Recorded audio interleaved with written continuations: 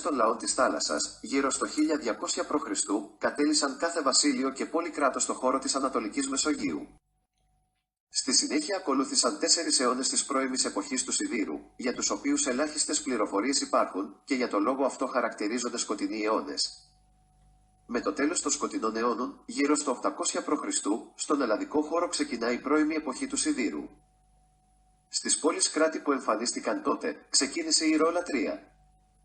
Επειδή ο ήρωας ήταν πλησιέστερα στο ανθρώπινο γένος από ότι οι θεοί, θεωρούνταν σημαντικός για τη βοήθειά του στα μέλη της κοινότητας, σε διαφορετικές εκφάνσεις της καθημερινότητας. Η εγκαθίδρυση της ηρωολατρείας ήταν συχνά το μέσο για την επίλυση κάποιας κρίσης. Σε κάθε περίσταση, ο ήρωας έγινε το επίκεντρο της λατρείας, διαμορφώνοντας έτσι έναν κοινωνικό δεσμό για την επιβίωση της κοινότητας. Έτσι από τον 8ο αιώνα, υπάρχει μια μικρή και διάσπαρτη ομάδα ιερών που συνδέονται με επικούς ή μυθικούς ήρωες. Τέτοιοι ήρωες είναι η Ελένη και ο Μενέλαος στη Σπάρτη, ο Οδυσσέας στην Ιθάκη και ο Αγαμέμνονας στις Μικίνες.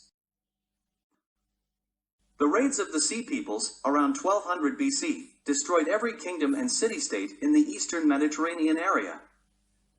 Then, followed for centuries of the early Iron Age, for which there is little information and therefore they are characterized as Dark Ages. At the end of the Dark Ages, around 800 BC, begins the early Iron Age in Greece. In the city-states that emerged then, began the hero worship. The hero was closer to mankind than the gods, so he was considered important for helping the members of the community in different aspects of everyday life. The establishment of hero worship was often the means of resolving a crisis. In each case, the hero became the focus of worship, thus forming a social bond for the survival of the community. Thus, from the 8th century, there is a small and scattered group of shrines associated with epic or mythical heroes. Such heroes are Helen and Menelaus in Sparta, Odysseus in Ithaca, and Agamemnon in Mycenae. Το Μενελάιο είναι αρχαιολογικός χώρος κοντά στην πόλη της Σπάρτης. Στη γεωγραφική δομή του Μενελάιου περιλαμβάνεται ένα σύμπλεγμα λοφίσκων. Το αρχαϊκό τοπονύμιο της περιοχής ήταν Θεράπνη. Το σύμπλεγμα των λόφων κατοικήθηκε από τα μεσοελλαδικά χρόνια. Κατά την πρώιμη Μικηναϊκή εποχή φαίνεται ότι απετέλεσε ένα σημαντικό διοικητικό κέντρο της Μικηναϊκής Λακωνίας. Μετά τα μέσα του 15ου αιώνα π.Χ. κατασκευάστηκε στο λόφο του Μενελάιου ένα σύνθετο μεγαροειδές οικοδόμημα. Αυτό μας δείχνει ότι πρόκειται για μία από τις σημαντικότερες θέσεις της πρώιμης Μικηναϊκής Λακωνίας. Menelaon is an archaeological site near the city of Sparta. In the geographical structure of Menelaon is included a cluster of hills. The archaic toponym of the area was Therapne. The complex of hills was inhabited since the Middle Helladic years. During the early Mycenaean period, it seems to have been an important administrative center of Mycenaean Laconia. After the middle of the 15th century before Christ, a complex building was built on the Menelaon hill.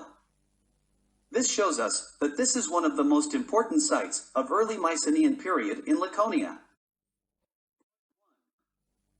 Στην κορυφή του λόφου της Θεράπνης ξεκίνησε κατά τον 8ο αιώνα π.Χ. η λατρεία του μυθικού βασιλιά της Σπάρτης Μενέλαου και της συζύγου του Ελένης, η οποία συνεχίστηκε μέχρι τους ελληνιστικούς χρόνους. Σύμφωνα με τον Παυσανία, στη Θεράπνη πάνω στο λόφο βρισκόταν ο τάφος του Μενέλαου και της Ελένης. Αρχικά, η λατρεία γινόταν πιθανώς σε ένα βωμό με περίβολο. Στα τέλη του 7ου και τις αρχές του 6ου αιώνα π.Χ. κατασκευάστηκε στη θέση αυτή ένας ναός από πορόλιθο.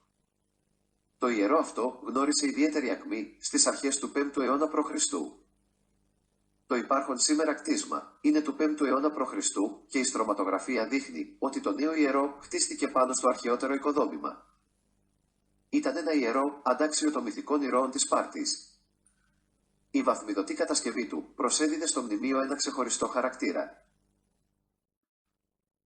In the 8th century BC, on the top of the hill of Therapne, began the cult of the mythical king of Sparta Menelaus and his wife Helen.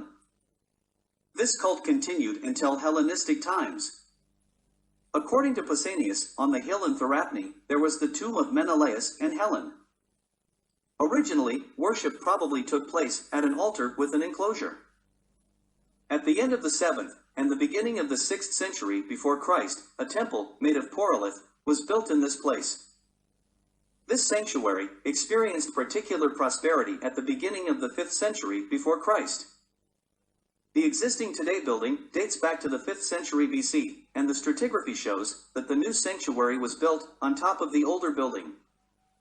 It was a sanctuary worthy of the mythical heroes of Sparta.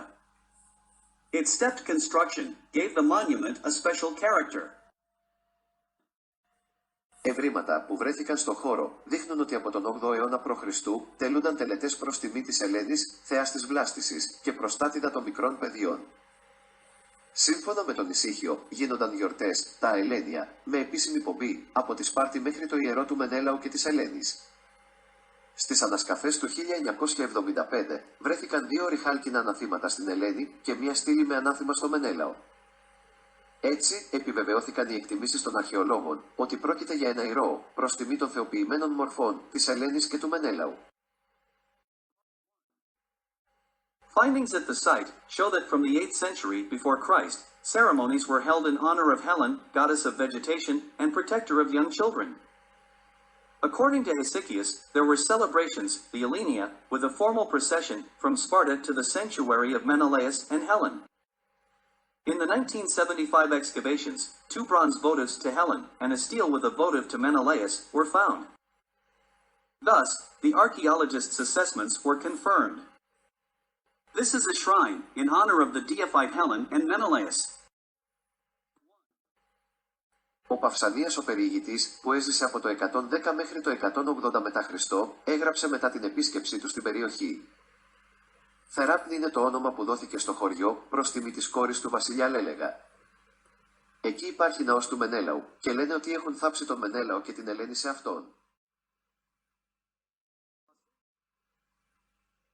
Pausanias the geographer, who lived from 110 to 180 AD, wrote after his visit to the area. The village was named Therapne, due the daughter of King Lelex. A temple of Menelaus is in that, and Menelaus and Helen are said to be buried there.